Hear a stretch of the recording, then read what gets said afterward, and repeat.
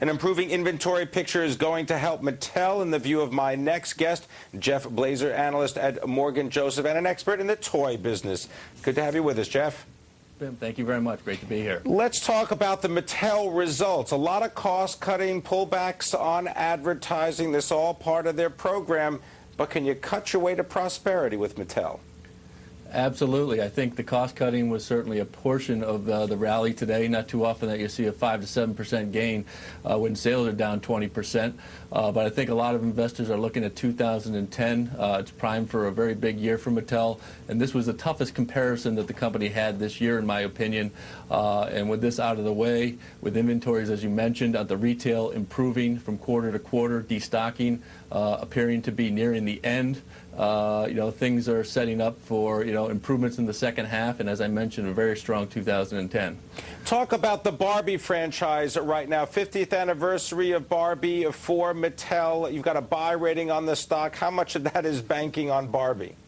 Oh, Barbie, I think, not a huge amount. We're expecting the Barbie declines. Barbie has been declining over the last 5 to 7 years. We expect that to minimize going forward. Certainly, it's doing quite well domestically. I think up 6% in the first half of the year based on the 50th anniversary. Internationally, all products are struggling. I think Europe is doing worse, having worse economic issues than the United States. So that continues to be an issue. But I think they're going back to their core focus on Barbie, getting more current, more cultural, back to what was positive for Barbie in the 1990s and early 2000s, and that certainly should pay dividends, in addition to a lot of the positive publicity they've received with their 50th anniversary. Talk, if you can, about the Hot Wheels business of Mattel. That's a lower margin business? Yes, lower margined business, doing, particularly domestically better than the rest. If you think about it, lower priced products is kind of the focus, particularly in a recessionary environment, and that works in well with Hot Wheels. You get a car for a few bucks here or there, and a lot of the products are under 20, so it's certainly an ideal product line in a tough economic environment. Jeff Blazer, is it too early to look at Christmas 2009 for any kind of signal as to the health of the toy business? It's never too early, considering majority of their sales are based in the holiday season. I certainly think we're coming. We're probably not going to have a gangbuster second half. We'll probably have a third difficult holiday season in a row. But I think things should improve from last year and the year before. We're looking for improvements in the third quarter, down about 7%, 8% in sales. Slight increase in the fourth quarter, particularly with the dollar, the strengthening of the dollar last year.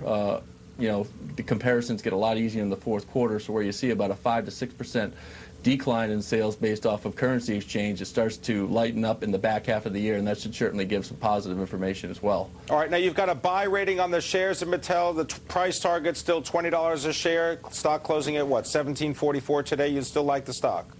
I still like the stock. You also have about a 4 to 5% dividend on top of that.